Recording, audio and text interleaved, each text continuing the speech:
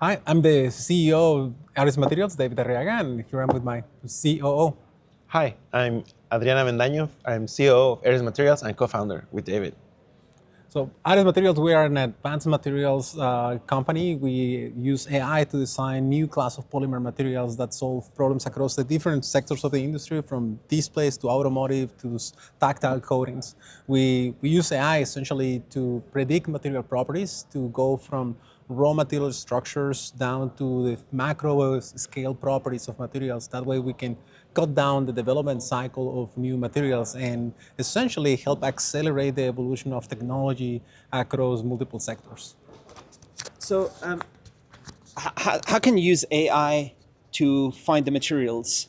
What's the thinking? So essentially what we do is we teach the algorithms how to characterize, how to look at molecules the same way that a scientist will look at them, and actually go beyond that and think about the things that a scientist is not able to see and find patterns that we as humans are maybe biased, or we don't have the bandwidth to process all the different characteristics of a molecule.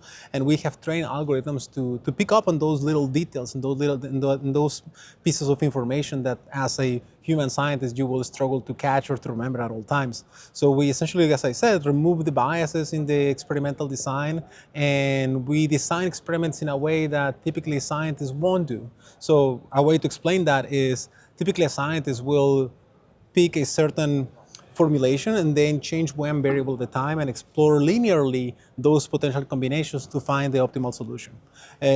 When we use machine learning and AI, what we can do is we can actually poke in many different areas of the experimental space and let the computer, let the algorithms make sense of the data so that we can fill up the gaps that way and choose the optimal solution in a much faster way.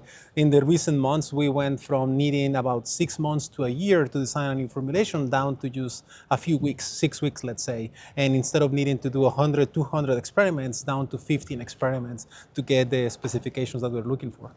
What do we see here on the screen? Yeah, so what we have here is actually one of our most recent developments. We have actually solved one of the most important problems for the foldable display world. So the crease that you will see on the Galaxy Folds, on all of the foldable devices that are out there in the market, we essentially create a new cover film that eliminates the crease and resolves a lot of the challenges in the manufacturing side of things. So we get rid of ultra-thin glass, which is one of the most problematic components in foldable displays, and we replace it with a fully integrated, what we call a monolithic cover window, which is essentially a single polymer film that integrates multiple functionalities and replaces and eliminates the need for an ultra-thin piece of glass. Did you use the AI to find this material? Essentially, that's exactly what we did. The fact that we can tune the mechanical properties on demand allow us to very quickly identify the formulations that will provide the mechanical properties that we need to solve for that problem. It's an AI-driven solution. So, what's the history of your company, and how long has been going? What's been happening the last few years? Well, yeah, in the last few years, a lot of very exciting stuff has happened. We started our ML and AI initiative back in 2019, and then we developed that in-house. And then now it's fully integrated in our system and our process for experimentation. So that's why now we have more latitude in order to create new solutions like this one. So that's the most exciting thing, I think, for now. And what can you say about the team at the company? Yeah, well, we're a very unique team, actually. So we are based out in Dallas, Texas. However, half of our team is also in Guadalajara, in Mexico. That's where we do all of the AI and machine learning development.